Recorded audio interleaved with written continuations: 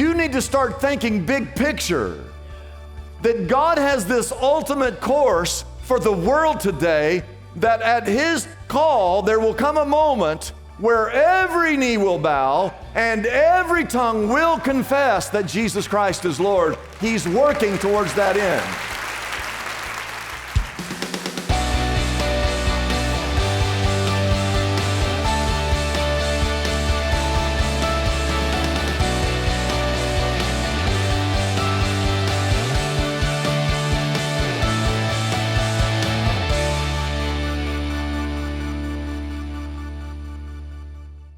In times of hardships and uncertainty, the big question is, where is God? Is He in? And if He is in, is God available? And if He's available, will God see me? Will He hear me? Will He be with me? Does He care? Will He comfort me? Will He rescue me? And if you're like me, you have lots of questions, but we find comforting answers to these crucial questions in Psalm chapter 77. The Psalms are always a blessing to read when you're discouraged. And Psalm 77 is a gold mine of good news. The first few verses of Psalm 77 begin with lamenting and complaining because its author is clearly very discouraged by all the trouble that he's facing. It looks like he's about to give up. But then, right in the middle of the passage, there's a shift. And you and I need to have a shift in our thinking as well. This shift allows us to see all the places where God is truly present. So let's dive into today's message.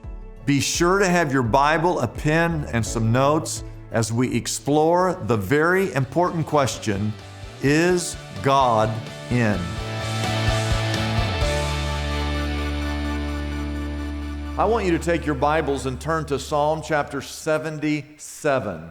Psalm chapter 77. And if you have your sermon notes, I want to speak to you on this subject, is God in? A few times I've stopped by a doctor's office without an appointment.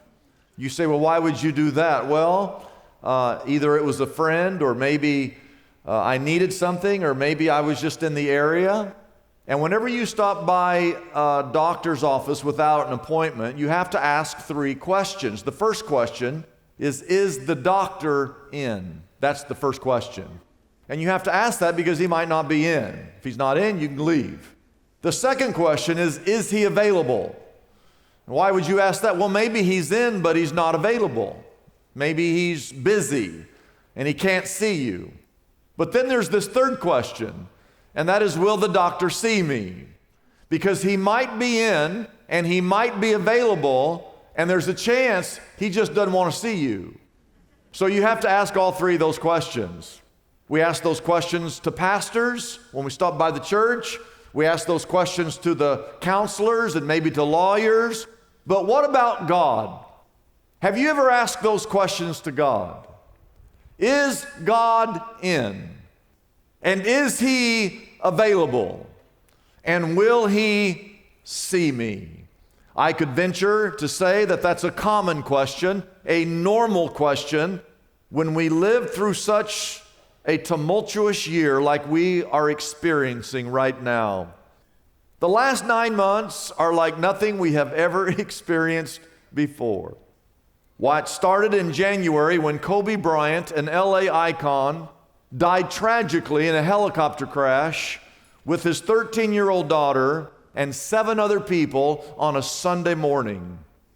And then we had the COVID-19 pandemic, and then the economy shuttered with businesses being forced to close. I read a statistic this week that 50% of all households in Los Angeles are suffering financially today.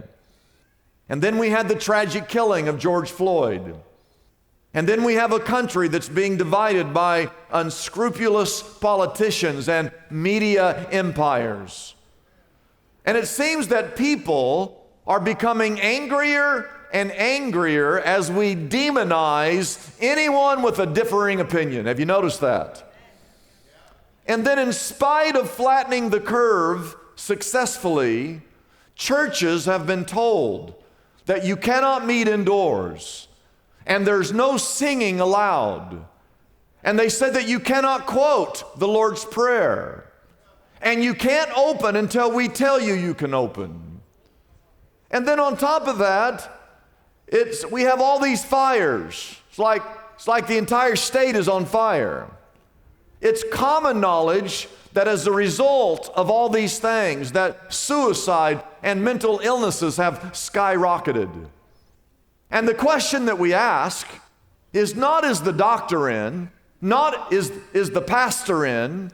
Not, is the counselor in? The big question is God in? And if He is in, is God available? And if He's available, will God see me? Will God hear me? Will God be with me? Will God rescue me? Will God comfort me? Is God in? You may relate to the guy who was going through all kinds of difficult times, and someone said to him, "Brother, you need to cheer up. Things could be worse." And so he cheered up, and sure enough, things got worse. And during those times we ask, well, where is God? And what is God doing? And is God sleeping up there? Is He just sitting up there in heaven watching me suffer? Does God take pleasure in seeing my pain? Does God care? Is God in? Well, guess what? Psalm chapter 77 answers that question for us. If you're ever in a discouraged place, you need to read through the book of Psalms. There's so much encouragement in here. Psalm chapter 77 has 20 verses. We're going to look at all 20 of them today. It is a gold mine of good news. The first half, you can write this down in your notes, the first half of Psalm 77, the first 9 verses, the psalmist is discouraged. He's lamenting. He is complaining a little bit, but he is wondering where God is. And you see this as you read through this. You can see the emotion that he's experiencing during this time in his life. It begins with verse 1 where he says, I cried out to God for help. And I cried out to God to what? To hear me. He's not even sure God's listening to him. And I believe that he's literally crying out to God for help. Then we come to verse 2. He said, when I was distressed, I sought the Lord. And watch this, at night, everybody say at night. At night, the psalmist said, I stretched out my untiring hands. In other words, I believe that all night long he's crying, all night long he's begging, all night long he's reaching out to God. And yet the text says that his soul refused to be comforted. It wasn't getting him anywhere. And then verse 3, he said, I remember you, O God. I groaned, I mused, and my spirit grew faint. What does that mean? That means he was about to give up. He was at the end of his rope, is what that means. Verse 4, he says, you kept my eyes from closing. What does that mean? It means he couldn't sleep.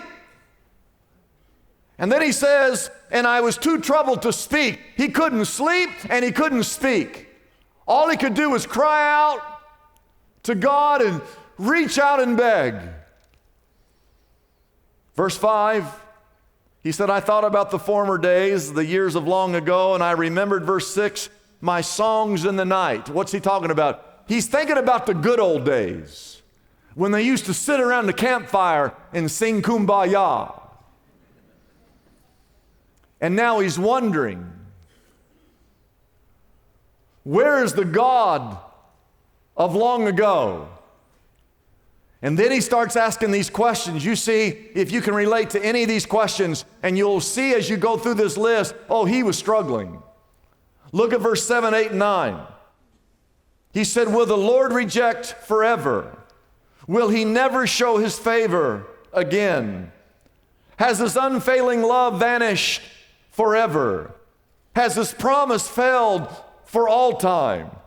Has God forgotten to be merciful? Has He in anger withheld His compassion? And as you look at that list of questions, it all boils down to He's wondering, where are you, God? That's what He's asking. Is God in? And then you come to verse 10, and He says, then I thought. I want you to say those three words. Say it one more time. Verse 10, if you look at it, and you can write this down, there's a shift that takes place in verse 10. Verse 10 is the epicenter of Psalm chapter 77. It begins with his mind. There's a shift in his thought process. For the first 9 verses, he's lamenting, he's hurting, he's discouraged, he's groaning, he's restless, he can't sleep at night, he can't speak, he's questioning, is God in? He's questioning God, have you rejected me? Have you left me? Have you forsaken me? Have you forgotten me? And then he comes to verse 10, he says, then I thought. Everything shifts in verse 10. Oh, I want you to know that what you think about, you become. If all you do is sit around all day on social media and watch the news, and you all think about all these bad things, you're not going to feel very good. But if you change your thought process and start thinking about the things in life that are good, you'll start to feel good. Then I thought. And as we go through the rest of this chapter, we're going to see the things that he was thinking about, that he started to think about. Oh, the first 9 verses, woe's me. And then he changes his thought process, and he starts thinking about all these good things. There's 5 of them. I want you to write them down. Here's the first one. Wherever you find God, number 1, he finds God in history. He finds God in history as he looks back over his life. It says there in verse 10, then I thought, to this I will appeal, the years of the right hand of the Most High God. Verse 11, I will remember the deeds of the Lord. Yes, I will remember the miracles. He looks back over his life and he thinks about all the miracles that he ever saw God perform. The next verse, verse 12, he said, I will meditate. So this is thought process. On all of your works and consider all of your mighty deeds. Verse 13, he says, your ways, O God, are holy. What God is so great as our God? That's a good question. Is there any other God as great as our God? And he says in verse 14, you are the God who performs miracles. You display your power among the people. He's looking back over the years, he's reminiscing, he's thinking about all the miracles, all the times that God showed up in his life. He's really thinking about the miracles of the 10 plagues where God delivered Israel from the bondage of Egypt. He's remembering the miracle where God parted the Red Sea and they walked across on dry ground. And he's thinking about the miracle of how God fed Israel with quail and manna from above every single day. And he's thinking back about the time where God led Israel by the pillar of fire by night and the pillar of cloud by day. And he's thinking back to that time where God provided water out of a rock and how God protected them and how God provided them. And he said, you are a God who performs miracles. I will meditate on your deeds all day long. And here's what he's thinking, that if God took care of Israel back then surely God will take care of Israel today. Oh, ladies and gentlemen, this is a lesson of a lifetime. The greatest pandemic today is not a pandemic from a virus. The greatest pandemic today is the pandemic of fear that has gripped this nation.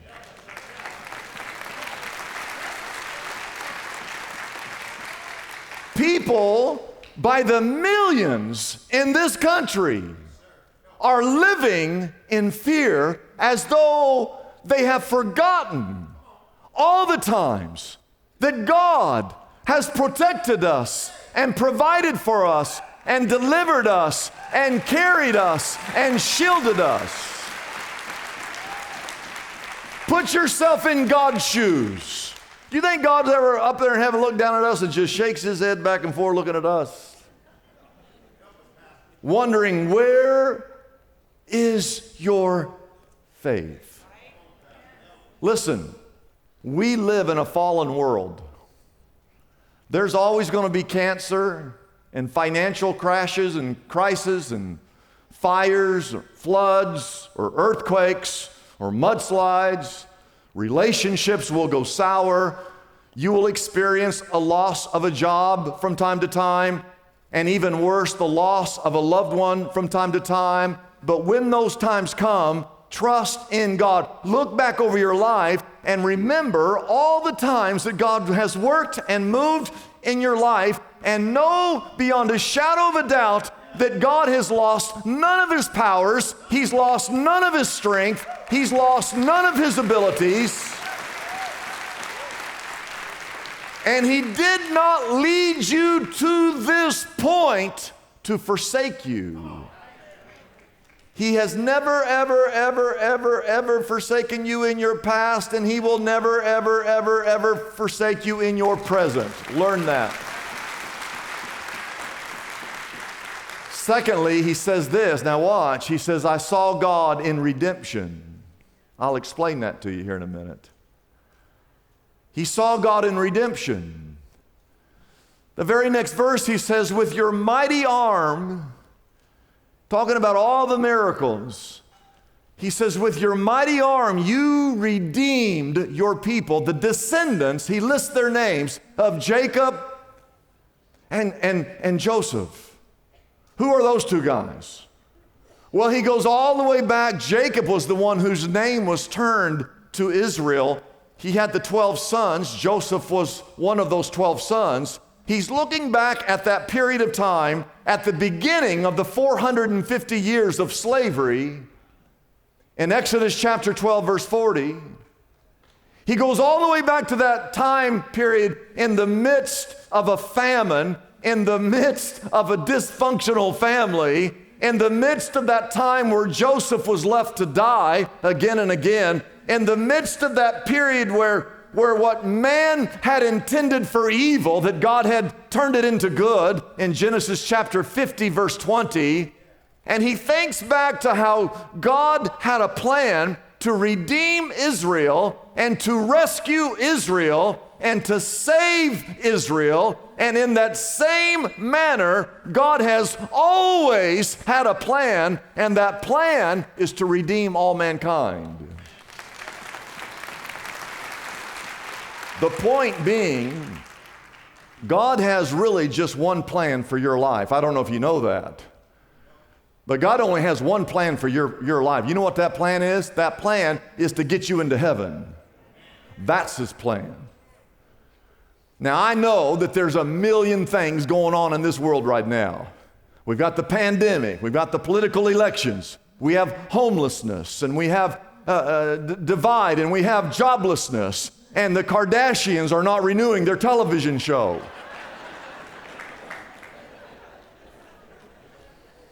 But there's only one thing that God is really concerned about. In the big picture, the only thing that matters is getting people into heaven. Here are the statistics. 7.5 billion people on this planet. 2.5 billion of those 7.5 billion people are already saved.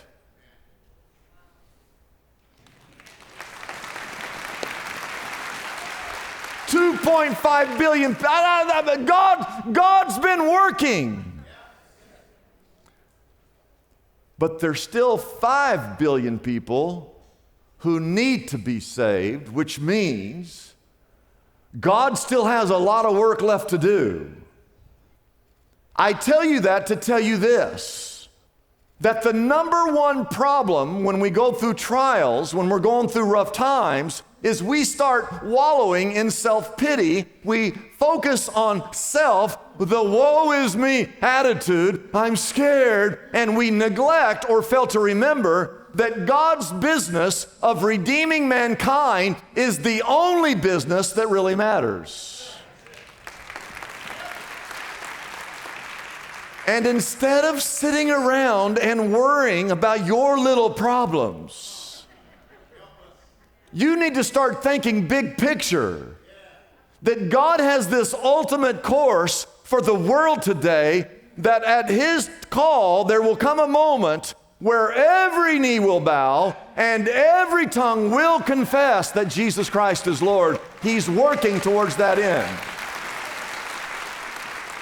And although things seem to be totally out of control in this world today, God is sovereign in every detail of your life and is working towards the redemption of mankind. God can cause kingdoms to rise and fall. God can cause kings and presidents to come and go at the snap of His fingers. God can move any mountain. God can put His hand and bless a nation. God can remove His hand and curse a nation. But ultimately, every person of the 2.5 billion people that are already saved, hopefully that's you, God's hand this very moment is upon your life if you are a redeemed Christian. And His hand, listen to me, His hand will continue to be upon you in order for you to be an instrument to reach your city and to reach your neighborhood and to reach this city and to reach this nation. Don't ever forget that God is working around the clock to redeem mankind. Number 3, write this down. You should know this one. This one's easy. God is seen in creation. He's seen in creation. I don't know how anybody cannot believe in God if you just look and study creation. It's a no-brainer to me. You must be looking at the wrong things if you don't believe there's a God. Just open your eyes and look and study creation. The next 3 verses, 16, 17, and 18, he turns his attention to creation. The waters saw you, O God. The waters saw you, and they writhed. The very depths were convulsed, and the clouds poured down water. The skies resounded with thunder. Your arrows, whose arrows? Your arrows, O God, flashed back and forth. Your thunder, whose thunder? God's thunder. Your thunder was heard in the whirlwind. Your lightning, whose lightning? It's God's lightning. Your lightning lit up the world. The earth trembled and the earth quaked. Have you ever stood on the shores of the Pacific Ocean and looked out across the vastness of the water? Have you ever stood on the rim of the Grand Canyon? Have you ever tried to look up and see the brilliance of the sun? Or have you ever tried to count the stars in the Milky Way?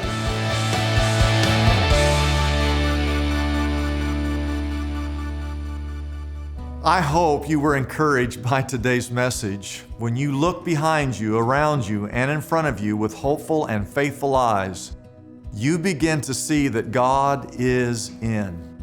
He's in history. He's in the story of redemption. He is found in creation. He's even in the middle of the storm. And He's in the church. And you can be assured that God sees and hears you. He knows you and He loves you. Call on Him during these uncertain times because God is always in. And if you were blessed by this message, and I believe that you were, please be sure to share it by visiting our website at liftupjesus.com. You can copy the link and send it to a loved one who needs to hear of God's loving care. Better yet, have them join you for next week's broadcast. We're starting a brand new sermon series on the book of Nehemiah. But until then, wherever you are and whatever you're doing, don't forget to always lift up Jesus. Hi, my name is Kathy, and I lead the Anchor Cancer Support Group here at Shepherd Church. On August 17th, 2011, I heard the words that nobody wants to hear, and that is, I had cancer. And when I had that diagnosis, I did not want to share it with anybody, but God had a different plan in that for me. And so it was pretty clear that during my surgery, my chemo, my radiation, all the side effects that I experienced, and even losing my hair, that God knew that I was going to be where I am today. The things that I experienced when I was going through my journey, by getting love from other people, getting food, getting prayers, even provisions that I didn't expect, was such a blessing to me that I knew that I had to turn it around and give it to others. So God put it on my heart to lead a cancer support life group in my home. We call on each other, we take each other to our doctor's appointments, and we pray for each other right before we're getting ready to go in for our treatments or our scans. We also provide food and support for them during their journey. Later on, when I was ready to start the group, God gave me the name Anchor. And I know now why. Because when you think of an anchor, you know that it is linked to a chain. And the members of this group are the links of that chain, that we're linked onto one another, strong, standing firm to our Father, who is our anchor. And together we walk this journey with them through this storm, knowing that we need to depend on each other and through our Father in heaven. This group is for everyone. If you're going through cancer, if you've already gone through all of your treatments and you are in remission, it's also for those that are part of the family. Maybe it's you're the caregiver. Maybe it's your coworker. It also could be for the spouse or the children. And more important, this group is for those that have lost someone, that have finally gone to see our Father in heaven. And they come back and they share their journey and they love on one another because they've walked that. There are 1.5 million people in Los Angeles County living with some form of cancer. And I am so grateful to Shepherd Church for opening up their doors to allow us to have this amazing ministry here. The people of this community need this ministry, and we are so happy to be able to have it here so that we can give them hope and encouragement during their journey.